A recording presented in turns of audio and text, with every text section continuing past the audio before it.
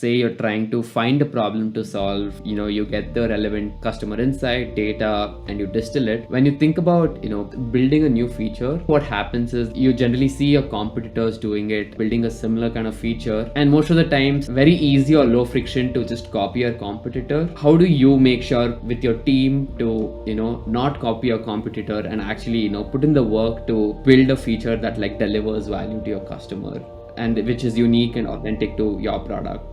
Yeah, and that's very common, by the way, right? It's a human nature. It's not just for companies or teams, it's individuals too. Like, and individuals also tend to see somebody do something and you feel like, oh, that's working, I should do that too. Let's say somebody's going to like a well-renowned university and then ended up landing a great job, right? Then you think, oh, going through that university is going to help you land that job. But what you miss is that actually you don't know what else they've done. You don't know if they've actually done additional learning, and maybe the university that they went to actually delayed their success. You don't know that. And the whole thing saying is, when you look at competition, you can observe because you want to be conscious, but if you focus on competition to gain product insights, that's actually going to be a failure because you don't know if their customer base and your customer base are the same. You don't know what problems they're solving, and by the way, you don't even know if the product's succeeding. Even if you look at that earnings report, can you actually tell? They might say, let's say 1 million users are using that product.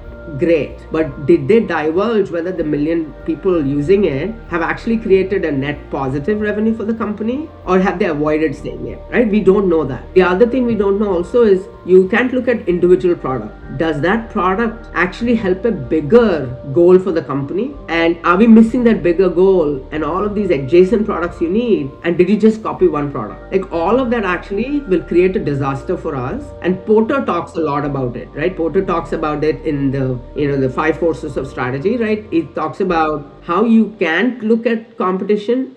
If you copy competition, that's a sure way to kill your product. What you could do, right? Look, in this environment, it's also, we can be idealistic, right? Sometimes all of us get guidance saying we have to assess the competition. Let's go build that product. The best thing we can come back as product managers is actually do a good due diligence to say, okay, compare your competitors and their products, but go deeper and see what customers are they solving, what problems do you think they're solving, do you think the customer problem they're attempting to solve is actually being met. And sometimes you could also do customer research, and in your customer research you can talk to your own customers, but you can also talk to customers who might have used your competitor products to actually understand, is that a relevant product for them? Because a lot of people and product managers and companies can start at different stages. You can start with the customer, you can start with the customer problem, you can start with the product idea, you can start with the technology. But wherever you start, instead of judging whether it's right or wrong, go back to your basics and say, okay, competitor X is doing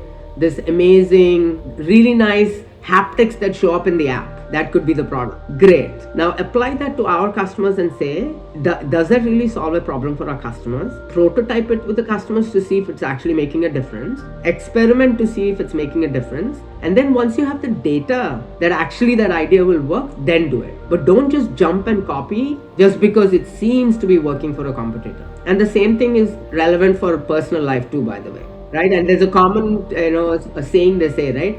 Don't compare your insights with other people's outsides, right? Like, meaning don't compare what's going on in here to something else that people are showing on social media.